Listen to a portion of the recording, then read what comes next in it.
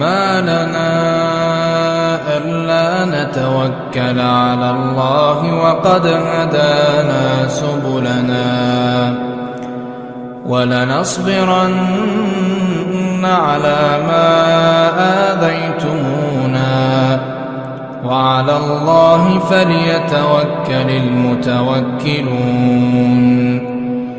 وقال الذين كفروا لرسلهم لنخرجنكم من أرضنا أو لتعودن في ملتنا فأوحى إليهم ربهم لنهلكن الظالمين ولنسكننكم الأرض من بعدهم ذلك لمن خاف مقامي وخاف وعيد.